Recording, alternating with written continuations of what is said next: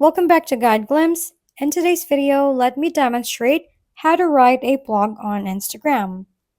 Let's start by opening Instagram app on your mobile device. Next, click the plus sign icon at the bottom. After that, choose the post and select a photo or video that represents your blog post. If you want to post multiple photos, just select multiple, and then after selecting, click next at the top right. You can change the filter of your photo and then click next again. Now you can start writing your blog here.